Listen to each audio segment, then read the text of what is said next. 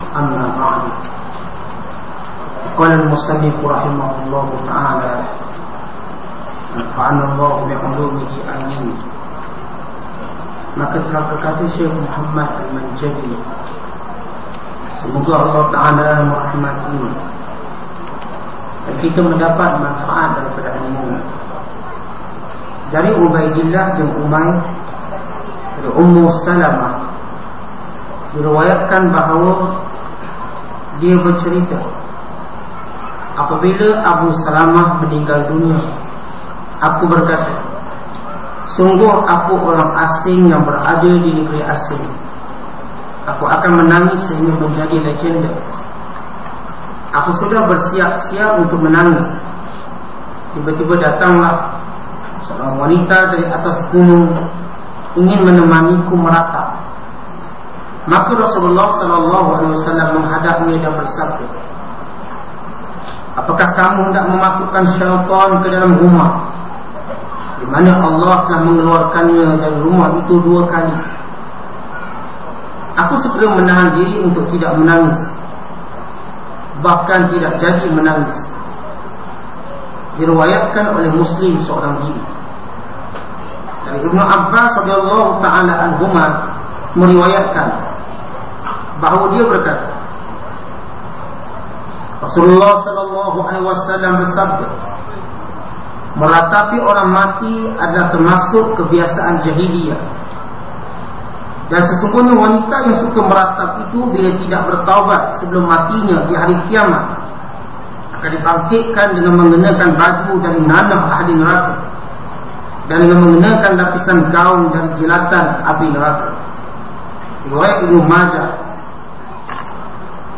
Dari riwayat Umar bin Rashid Al-Yamani, tidak sedikit ulama yang menemukan hadis ini. Diriwayatkan dalam Sahih Muslim dan lafaz yang lebih lengkap dan lebih jelas lagi. Dari Abu Umamah, Rasulullah SAW pernah melaknat wanita yang mencakari wajahnya sendiri dan mengucapkan wai dan subur, menyumpah-nyumpahkan musibah. Perkataan wai artinya binasa, manakala perkataan subur artinya hancur, rosak, ataupun dengan makna celaka.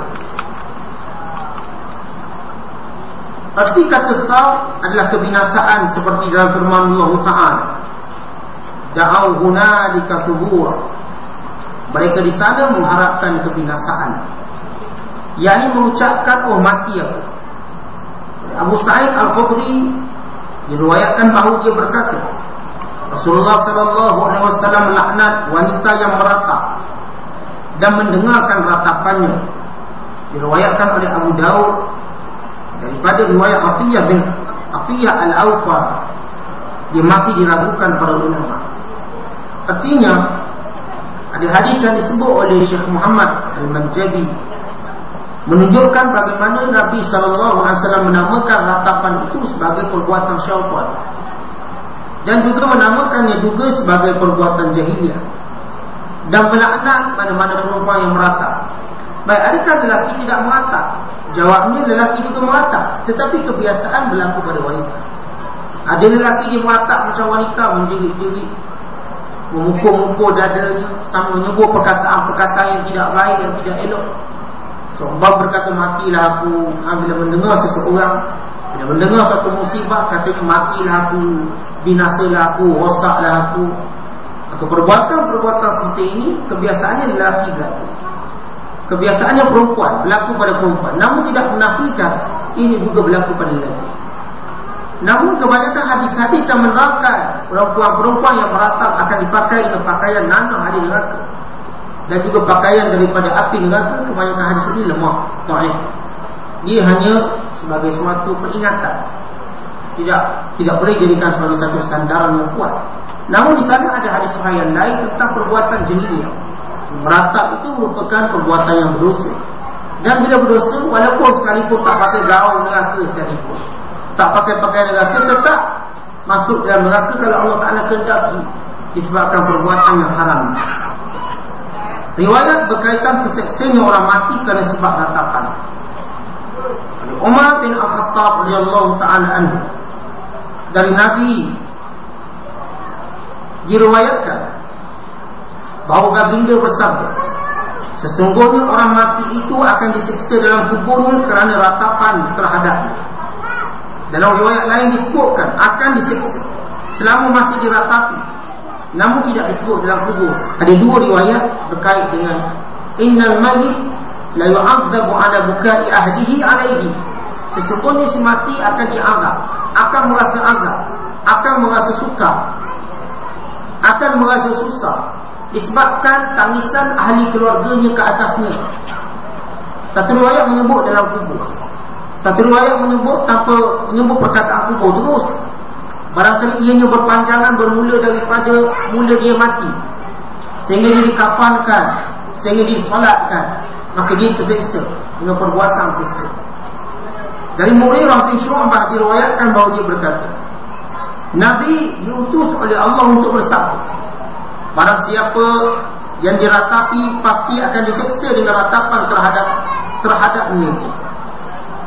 Lalu Usaid bin Usaid dari Musa bin Abu Musa dari ayahnya, yakni Abu Musa, diriwayatkan bahawa Nabi SAW bersabda, orang mati itu akan disiksa kerana tangisan orang yang hidup. Apabila wanita yang meratapinya berkata, aduhai penguat, aduhai penolong, aduhai pemberi rezeki, dirujuk pada si mati. Sang mayat akan ditarik dan ditanyai, apakah kamu penguatnya? Apakah kamu penolongnya? Apakah kamu pemberi pertolongan kepadanya? Usaid bin Usaid berkata, Maha suci Allah yang berfirman, wala taziru waziratun wizra ukhra. Orang-orang yang berdosa tidak akan memikul dosa orang lain. Ibnu Abi Musa menanggapi, aku menyampaikan hadis Abu Musa dari Rasulullah, namun kamu menanggapinya demikian. Demi Allah, aku tidak berdusta atas Abu Musa, dan Abu Musa juga tidak berdusta atas nama Rasulullah sallallahu alaihi wasallam. Pernah satu ketika diriwayatkan daripada Abu Musa al-Asy'ari bahawa sesiapa yang menangis pada semati, maka semati tadi akan terseksa. Baik, terseksa di sini bukanlah dia masuk neraka, tidak semestinya begitu.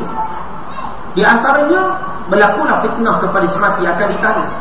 Bila seorang itu, misal kata suami dia meninggal, maka dia kata, wahai yang memberi rezeki pada aku, dah tak boleh makan dah aku, siapa nak tanggung aku? Selama ni kamu hidup, kamu tanggung aku. Selama ni kamu hidup, kamu yang menguatkan aku, pertahankan aku. Maka Allah Ta'ala bertanya pada si mati, adakah kamu beri rezeki pada aku? Adakah kamu yang menguatkan? Pasti si mati menjawab, tidak, semuanya kamu, wahai Tuhan. Dengan soalan-soalan begitu, si mati juga tersiksa, dan si mati juga terfitnah. Dan bila mendengar perkataan ini, Usaid seolah-olah dia hendak menafikan hadis ini dengan berkata, bukankah Allah Ta'ala berkata setiap orang tidak menanggung dosa orang lain? Takkanlah si mati tak ada apa-apa, tiba-tiba orang mati, orang menangis untuk dia, tiba-tiba dia kena siksa. Lalu kata Ibnu Abi Musa, wahai Usaid, adakah kamu menganggap hadis ini tak betul dengan membaca ayat tadi? Sebenarnya Abu Musa dengar dari Rasulullah mengikut satu kaedah bahawa Al-Quran dan hadis bila kita nampak bertentangan, sebaiknya kita tidak menganggapnya sebagai bertentangan, tetapi kita cuba menghimpunkannya. Maksudnya begini, barangkali yang dimaksudkan si mati terseksa dengan sebab tangisan keluarganya, mungkin keluarganya ini atau si mati ini tidak melarangnya melakukan demikian. Artinya kita kena larang bini kita, kena larang anak-anak kita, nanti kalau ayah mati jangan buat macam tu, itu jahiliah.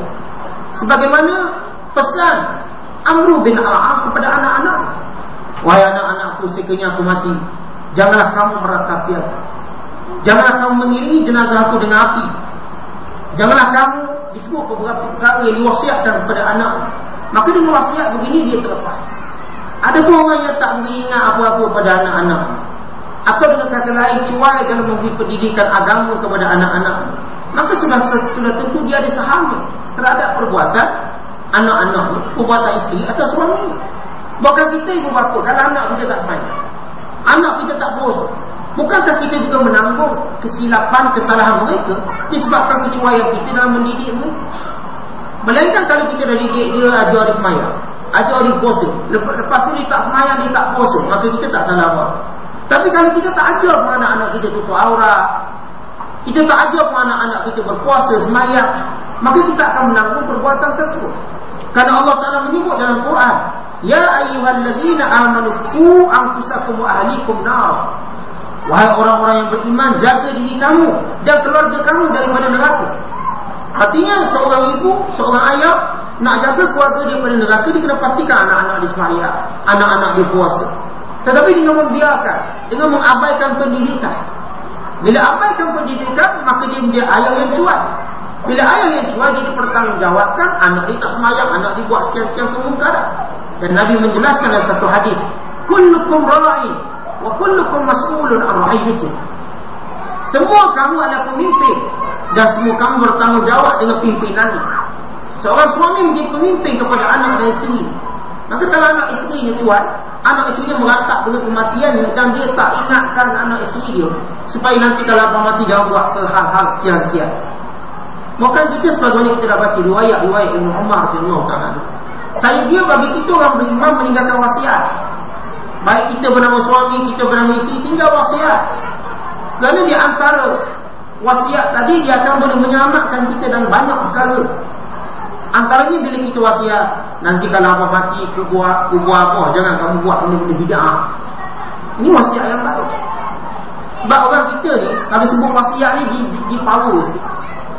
Ni sebelum ayah meninggal dia ada sebut benda ni, tadi dia power sikit.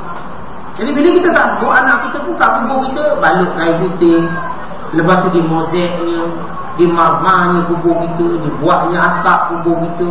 Kalau kita ingatkan dia, nanti kalau ayah mati, kubur ayah satu sungai sudah. Maka si anak tidak mungkin berani untuk buat lebih daripada itu. Sebab ini ucapan ayah yang tak apa. Dan itu saudara, bila di saat sakaratul maut, nazak kita, kesakitan kita, di samping kita menyebut nama Allah, kita mengingatkan anak-anak kita, isteri kita, keluarga kita, perkara-perkara yang barangkali mungkin keluarga yang kita tinggalkan melakukannya. Ini kita nasihat, ingat jangan buat benda yang tak baik sepanjang kematian ayah. Tunaikan wasiat. Jadi barangkali ini maksud seorang ayah yang cuai, seorang suami yang cuai menjadi isterinya supaya jangan meratapinya, tiba-tiba meratap, maka suami ini pun kena lah. Ini di antara salah satu cara kita nak handle hadis dari Al-Quran ini. Oh, dia itu bukan satu benda yang bertentangan. Nanti kita akan lihat penjelasan yang lebih lanjut.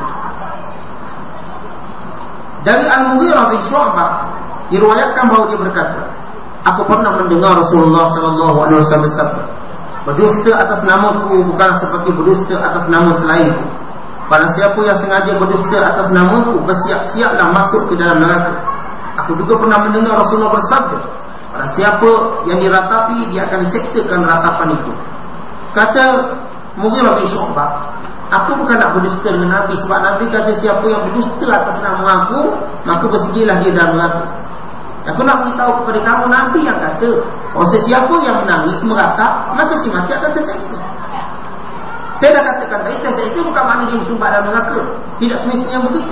Dipersoalkan pun juga dianggap sebagai terseksa. Macam kita ahli kubur misalnya, bila kita mati kita masuk kubur, bila datang malakul maut, bila datang malaikat munkar dan nakir, dengan melihat wajahnya kita sudah rasa terseksa, rasa kita katakan terfitnah. Dengan soal jawabnya sudah cukup untuk menghancurkan jantung kita. Ya, walaupun kita mampu jawab, tetapi proses itu tetap rasa ketakutan wujud. Macam juga bila sekalipun kita baik, dalam menghadapi sakaratul maut tetap sakit. Bukan makna kita baik bila dia tak ada apa, mati senyum. Ya, yang senyum-senyum, tapi proses sakit itu tetap berlaku. Itu maksudnya terseksa. Cuma bezanya terseksa kita bukan untuk disumbat dalam neraka.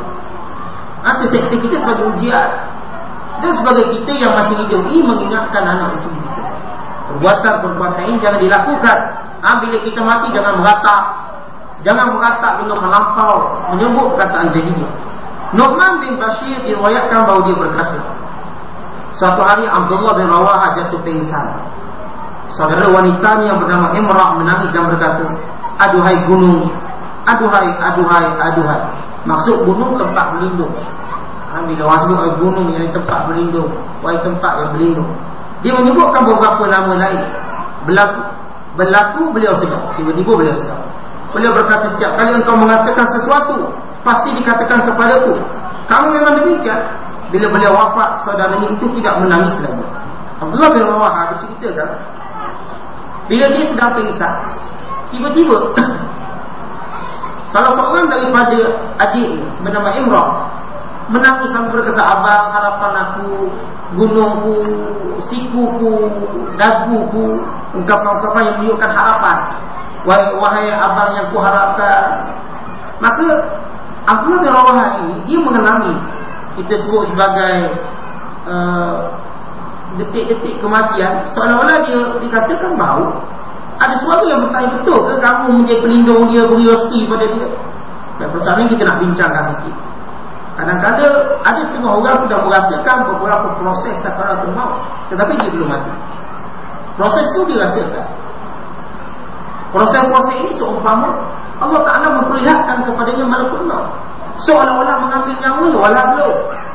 Maka tu dibawa ke kuburnya, disoal jawabnya, tiba-tiba dia tersedar kembali daripada pingsan. Artinya dia seolah proses itu berlaku. Dia dibawa, dipimpin untuk tengok benda tu, tengok benda ni. Itu orang kata mati hidup balik. Sebenarnya dia bukan mati hidup balik, tetapi dia pernah melalui proses itu. Seolah-olah dia rasa macam benar. Artinya bila dia tengah pingsan ICU misalnya, dan kejadian ini banyak diceritakan oleh ulama-ulama kita. Tengah ICU tiba-tiba dia lihat malaikat datang. Lalu dia melihat rohnya keluar daripada kakinya tu, naik-naik, kemudian dipimpin, dinaik ke langit. Dia melihat proses itu seolah-olah macam benar, walau dia berada dalam separuh sedar atau kita katakan mimpi. Maka demikian Abdullah Rawaha, dia rasa begitu. Dia kata, masa kamu curi tadi, wahai gunung, wahai sekian-sekian, maka ditanya kepada aku, betul ke kamu gunung? Betul ke kamu beri rezeki pada dia? Bukan aku beri rezeki, kata Allah. Betul ke aku rasa benda itu? Maka Allah bin Rawaha bila sedar daripada pingsan, dia pun cerita pada saudara ni, nak kaya jangan macam tu, aku terseksa bila kamu cakap. Akhirnya bila Abdullah Rawaha mati, saudarinya tidak lagi menyebut. Ya. Artinya barangkali dia berlaku.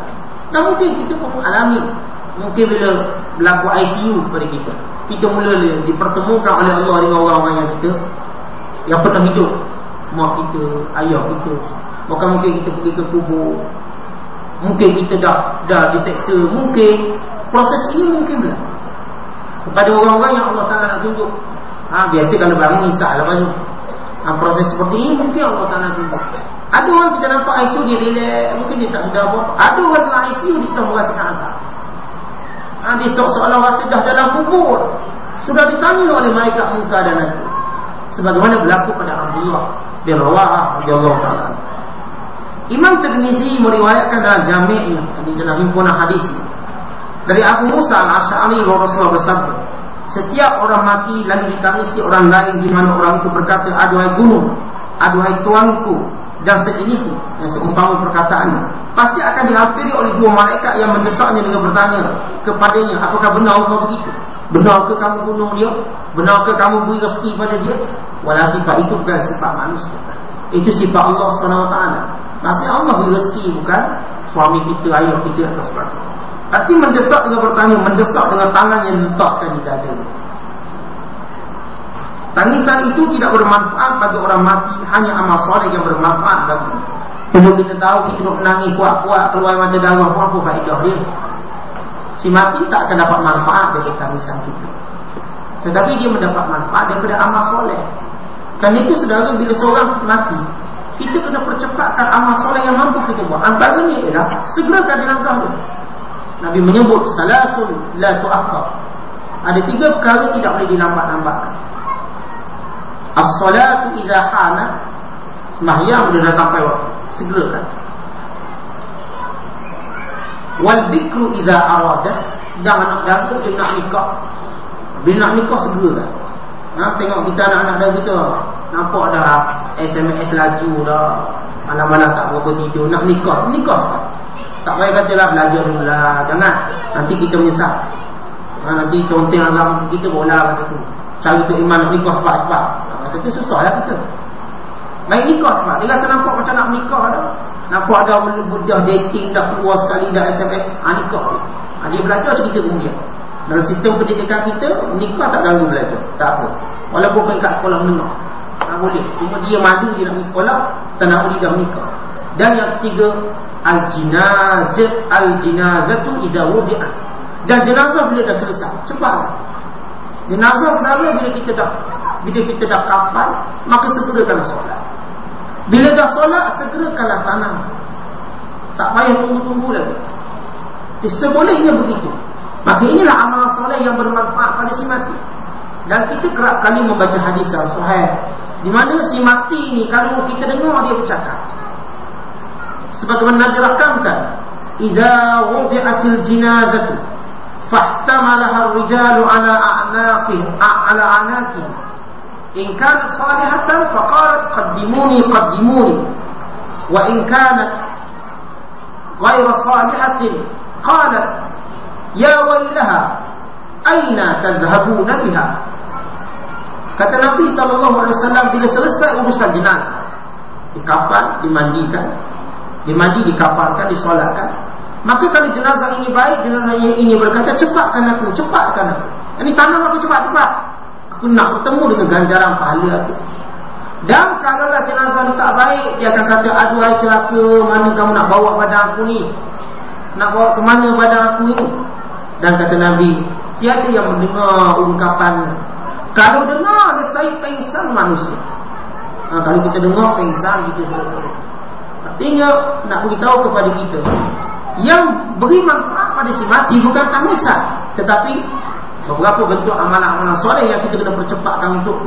Yang pertama urus jenazah, yang kedua bab saka dia, hutang dia, wasiat dia, kemudian doa untuk dia, baca Quran untuk dia, menziarahi kubur, amalan-amalan soleh.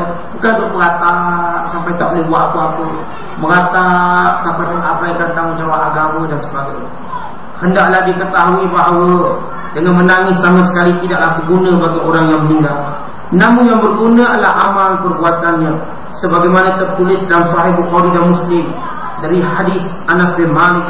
Rasulullah SAW bersabda, orang mati itu diiringi 3 perkara: keluarga, harta, amal perbuatannya. Lalu 2 di antaranya kembali pulang, sementara 1 yang tertinggal.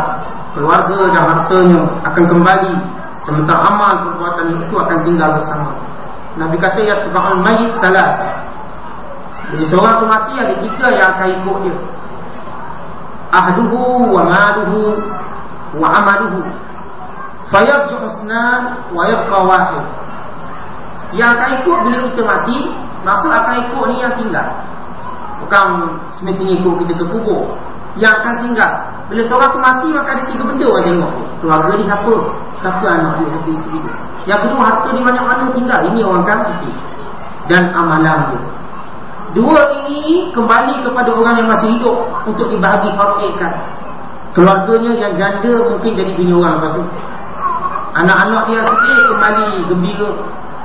Masalah hartanya, sudah lagi tidak punya hartanya, maka difaraikan, dibahagi-bahagikan. Yang miliknya hanya 1, amalan soleh. Itu sahaja. Keluarga tidak boleh buat apa-apa. Harta tak boleh buat apa-apa. Kerana harta kita ialah apa yang sudah kita belanjakan. Yang kita bersimpan, yang kita mati kita tinggal, itu bukan harta kita. Itu harta waris kita. Sebab itu Nabi dalam hadis sahih yang lain, Nabi menyatakan, siapa yang lebih suka harta orang lain berbanding harta ni?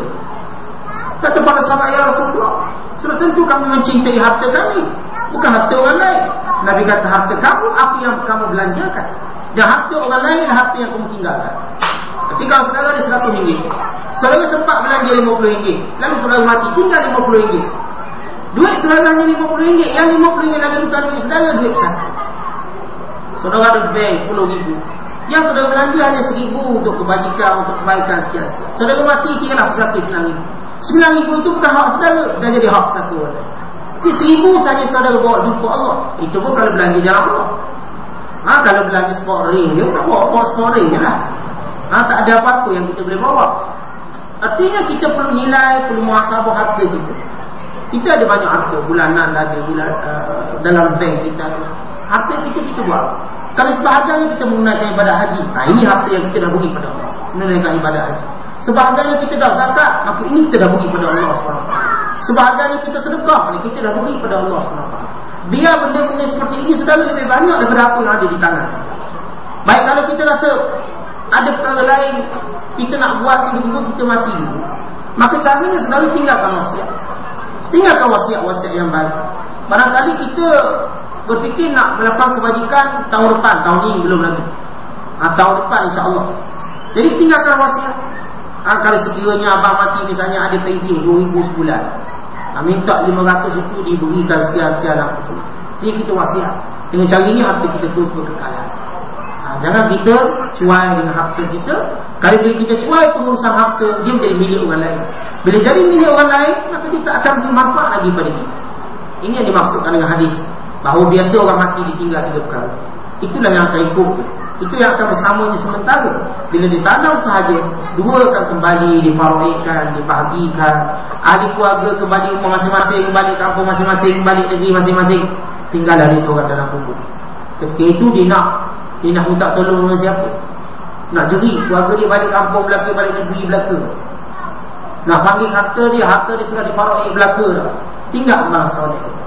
Kalau amalan soleh dia mantap, bagus, maka alhamdulillah.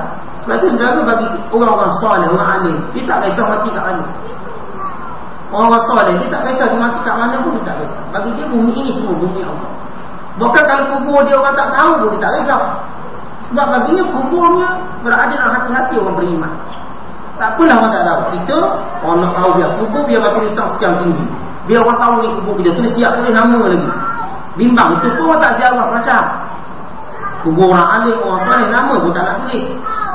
Tak mana kubur dia tak beli benda itu. Asalkan dia datang bertemu Allah dengan hati yang tenang. Asalkan dia bertemu dengan Allah dengan keimanan, dengan ketakwaan, dengan amal soleh. Itu yang sepatutnya kita fikir. Bukan kita fikir nanti mati nak tanah kat mana, nak cari batu risau kat mana, sekian-sekian. Benda-benda yang kita katakan tak banyak keuntungan, tak beri keuntungan kepada kita. Yang patut kita fikirkan ialah amal soleh. Dan pernah diriwayatkan bagaimana kisah seorang sahabat yang bernama Abu Dzar radhiyallahu ta'ala anhu. Nabi menyatakan, ya Abu Dzar, innaka tamut farida. Wahai Abu Dzar, kamu akan mati seorang-seorang, bersendirian. Dan Abu Dzar saudara, dia tak perlu mati sendirian, ke mati depan orang, ke mati depan keluarga. Kerana dia sudah bersedia daripada awal. Dia sudah bersedia daripada awal untuk bertemu dengan Allah SWT. Akhirnya Abu Dzar tu meninggal dunia tu pada pasal tak ada. Sehingga ada sekumpulan lelaki yang nak pergi haji, tengok seorang perempuan yang sedang menangis di sisi mayat Abu Dzar, ini isteri. Maka ditanya siapa ini? Maka dia katakan ini Abu Dzar. Maka kumpulan musafir ini yang diketuai oleh Ibnu Mas'ud pun menyembahyangkan solat jenazah untuk dia. Jadi mati seorang tu, di tengah pasal-pasal tak ada orang. Ada orang yang kita katakan dia soleh, mati pula di khalayak ramai yang beri manfaat, yang beri doa pada dia. Imam Zahabi menceritakan, apabila Sayyidina Hasan meninggal dunia, punya ramai orang pergi ziarah kubur dia, punya ramai. Kalau ambil jarum campak mesti jatuh atas kepala orang. Nak tunduk ramai. Kita ambil jarum sebatang. Kalau saya ambil jarum sebatang, saya campak, barangkali tak jatuh atas kepala saudara, sebab saudara tak ramai lagi. Seketika mana Sayyidina Hasan mati, wafat, ramainya orang berkusu-kusu untuk mengiringinya dengan doa. Bila sekiranya saya ambil satu jarum, kalau campak mesti kena atas kepala. Berarti rapat-rapat kepala. Amat. Ada orang yang macam tu. Ada orang yang kita katakan dia mati bersedia, dia tak risau. Kerana dia membawa iman, dia membawa takwa kepada Allah. Jadi kita perlu melihat bagaimana cara kita nak mati. Dalam Sahih diriwayatkan, bila seorang meninggal dunia, terputuslah amal perbuatannya kecuali 3: sedekah jariah, ilmu yang bermanfaat, dan anak soleh yang mendoakan orang tua. Maksudkan sedekah jariah ialah sedekah yang manfaatnya berpanjangan. Sebab itu kita dalam bab sedekah ni kena cerdik. Kena cerdik sebab apa? Supaya pahala kita berpanjangan. Mungkin kita modal tak banyak nak sedekah, tiap-tiap hari tak mampu, kita nak sedekah sekali. Baik, fikirkan sedekah yang mana dia boleh memanjang sedekah, berterusan, diambil manfaat oleh semua umat, diambil manfaat oleh semua manusia. Maka sedekah ini lebih afdal. Maka tidak ada gunanya tangisan dan rawangan terhadap orang mati. Abu Farash Ibn Jauzi menyatakan dalam bukunya bernama Salwatul Ahzan, hiburan kepada orang berduka cita. Amma ba'du, saya melihat umumnya manusia bila ditimpa musibah menderita kekal hingga melebihi batas, seolah-olah mereka tidak tahu bahawa untuk yang demikian itu dunia diciptakan. Orang sihat hanya menunggu masa sakit. Orang tua hanya menunggu masa nyanyuk. Dan yang ada ini hanya menunggu kematian. Sebagaimana dikatakan dalam syair, untuk semua inilah manusia dicipta, perjumpaan dan perpisahan, kelahiran dan kematian, kesedihan dan kegembiraan. Kata Ibnu Jauzi, kenapa nak sedih sangat? Diciptakan dunia ini untuk itulah. Untuk apa? Itu orang hidup menunggu masa untuk mati. Kita ni tunggu masa untuk mati. Akan sampai giliran itu. Orang sihat tunggu masa untuk sakit. Orang yang ingat, hari ini ingat, tunggu masa untuk nyanyuk. Orang muda tunggu masa untuk tua. Sebab itu saudara, bila kita dah tengok anak kita besar dan anak kita, satu kali kita lupa tua kita. Kita tengok bila anak kita besar, seolah-olah kita minta kita mati cepat. Walaupun saja kita lihat, minta anak besar-besar senang besar. Anak besar bercakap, dia dengar. Kecil-kecil bercakap, tak dengar. Bila besar dia duduk diam, kecil dia duduk berlari je. Tapi kita lupa satu perkara, bila anak kita besar, kita tua. Bila kita tua, maknanya kita hampir dengan kematian. Secara logiknya begitu. Sebab itu di dunia ini, sudah kalau kita fikir betul-betul, kita yang sihat ini tunggu masa sakit. Dan beberapa kali kurang uji kita sakit, kemudian kita sihat, kita akan sakit lagi. Dan kita yang hidup ini pasti akan mati. Hari ini kita melihat giliran orang tu mati, orang ni mati, orang tu mati, akan sampai giliran kita. Sebab itu kata Umar Al-Khattab, hari ini kamu mendengar fulan bin fulan meninggal, fulan bin fulan meninggal. Satu hari nanti kamu akan mendengar Umar Al-Khattab belum meninggal. Sama Umar menangis menepuk wajah. Ia akan sampai giliran. Hari ini kita nak ziarah jenazah orang meninggal dia. Siapa? Tapi orang pula kata kita, siapa dia meninggal dia. Ungkapan yang sama yang kita sebut pada orang, orang akan sebut pada orang. Sebab itu suatu perkara yang kita kena telan betul. Kita kena terima betul. Tapi kalau kita lalai dari agama Allah, kita tak akan rasa kita akan mati. Saudara, kita tak duduk dalam majlis ilmu, kita tak kawan dengan orang soleh, kita tak beribadat pada Allah, orang macam ni kita tak rasa pun dia akan mati. Sebab itu dia melihat kematian, dia melihat dengan semua seolah-olah dia gebar. Malaikat maut tak akan berani ambil nyawa. Maka dia ketawa dalam kubur, dia ketawa di sisi kubur. Sampai gali kubur dia boleh ketawa. Dia tak rasa bahawa dia juga satu hari nanti akan digali lubang untuk. Dia rasa dia tak akan mati. Sebab kalau kita ada penyakit jantung ini, penyakit yang cukup mati. Kalau kita rasa kita tak akan mati, kita rasa lagi 20 tahun baru mati, maka ini satu kesilapan besar. Dan kita bimbang dengan perasaan begitu, Tuhan cabut nyawa kita dalam keadaan kita tidak mendapat masalah. Tapi bila kita sedar, saya kita tidak berani untuk kita katakan melengah-lengahkan masa. Umpama begini saudara, kalau saudara kita mengantuk tiba-tiba tengah saudara tidur ada singa tepi, agak-agak tidur lah rasa. Singa hilang ngantuk, seorang mengantuk melayang tak mana lagi. Hilang ngantuk yang 3-4 hari dah tidur, hilang. Demikian juga orang bila fikir kematian, walaupun maut yang lebih hebat daripada singa, yang lebih hebat daripada binatang-binatang liar tadi. Kalau tengah tidur kita berfikir malaikat maut duduk depan kita saudara, kita tak mampu leleh tidur. Pasti kita terkejut terus. Tak boleh nak buat apa dah fikir. Ini kita tak nampak nilai hidup. Kita lihat nilai ibadah. Sebab itu muhasabah seperti ini kita kena masukkan dalam diri kita. Kalau tidak, kita akan jadi lemah dalam urusan dunia, urusan agama, dan bersemangat urusan dunia. Kenapa semangat urusan dunia? Sebab rasa tak mati. Alangkah bagusnya yang diriwayatkan dari seorang ulama salaf, ada seorang lelaki datang kepadanya padahal beliau sedang makan. Lelaki itu berkata, saudaramu meninggal dunia, semoga Allah menimpakan pahala bagimu. Beliau berkata, duduk dan makanlah, aku sudah tahu. Lelaki itu bertanya, siapa yang memberitahumu? Setahuku tidak ada orang yang mendahuluiku menemuiku. Beliau menjawab dengan firman Allah, kullu nafsin za'iqatul maut, tiap-tiap berjiwa pasti merasakan mati. Kata Ibnu Jauzi, ada satu cerita orang soleh. Sedang dia makan, tiba datang seorang bawa khabar, tuan, saudara tuan mati, adik tuan meninggal dunia. Dia mula tahu. Lalu kata orang soleh ni, duduk dulu makan. Saya tahu dah. Tahu daripada mana? Setahu saya orang tahu beritahu. Lalu dia berkata, Tuhan beritahu lama dah. Ia yang hidup pasti akan mati. Duduk kita makan habis. Bayangkan saudara, bukan kita katakan mempelekehkan kematian, sudah mengetahui hakikat. Ini orang yang sudah tahu hakikat mati. Bukan saya katakan kita melihat kematian itu dengan hati yang keras, dengan buat selamba je mati seolah kita tak mati, bukan. Tetapi kita menyedari itulah dia sunnatullah yang akan berlaku pada semua manusia. Taklah bila tengah makan punya sedia ni membazir buat lantok. Bukankah itu satu kesalahan pula?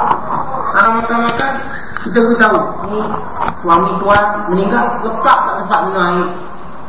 Terkejut barangkali makanan pun dicepok ke tepi, dia pun akan bagi mudarat kepada dia. Maka biar dia makan dulu. Lepas dia makan dia nak beritahu isteri tuan meninggal. Itu cara yang paling baik. Ya, sebenarnya dalam Islam ini kita tak beri satu khabar yang mengejut.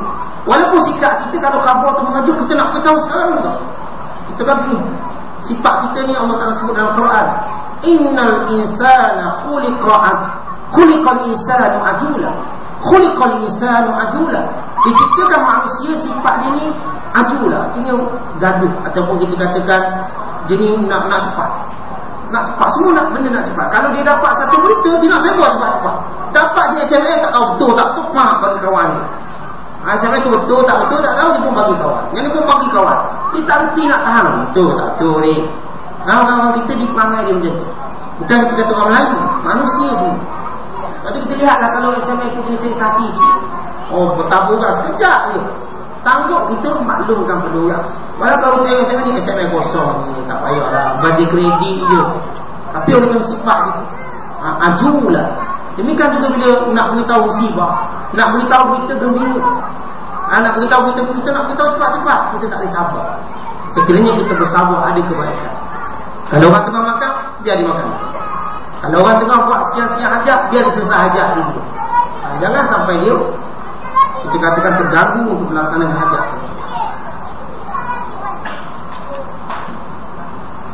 Kemudian beliau berkata, Ibnu Jauzi, demi Allah, sesungguhnya asal keluh kesah tidak disalah-anggap, tidak dianggap salah. Kerana tabiat manusia secara fitrah tertekan kerana takut mati. Namun yang keliru adalah berlebihan dan memaksa diri dalam hal itu. Seperti orang yang mengoyak-ngoyakkan pakaiannya, mengenakan pakaian di hari kematian keluarganya, memukul wajahnya dan menyalahkan takdir. Perbuatan itu atau yang sejenisnya atau lebih dari itu tidak akan mengubah apa yang berlaku, namun hanya menunjukkan kebodohan orang yang berkeluh kesah tadi, menyebabkan munculnya siksa Allah. Selain itu dia juga kehilangan pahala dan ganjaran dari Allah. Sebab Al-Hikmah menyebut, kalau ketabahan itu satu hal terpuji, bila berlaku musibah bahkan digalakkan bila berlaku bencana, maka kedudukan itu tercela sama sekali. Pelakunya juga tercela bagaimanapun juga. Melakukan hal terpuji bagi orang yang berakal adalah yang terbaik, dan menghindari sifat-sifat tercela adalah lebih baik. Kalau sekiranya kita tahu bersabar dapat pahala, maknanya orang yang berlawanan dengan sifat sabar meratapi, maka dia akan mendapat dosa. Kalau bersabar itu kemuliaan, maka orang yang tidak bersabar itu kehinaan. Maka ini yang perlu kita faham. Setiap kali kita ditimpa musibah, maka sebenarnya Tuhan nak beri kita satu bonus pahala. Tiba-tiba kita tolak bonus pahala Allah Ta'ala, sedangkan perkara itu tetap berlaku. Kita tolak dengan meratapi, dengan menolak takdir Allah Ta'ala. Akhirnya kita ni khasirat dunia wal akhirah. Zalika khusranul mubin. Rugi dunia, rugi akhirat. Demikianlah rugi yang paling nyata, yang paling besar. Wallahu a'lam bishawab. Assalamualaikum.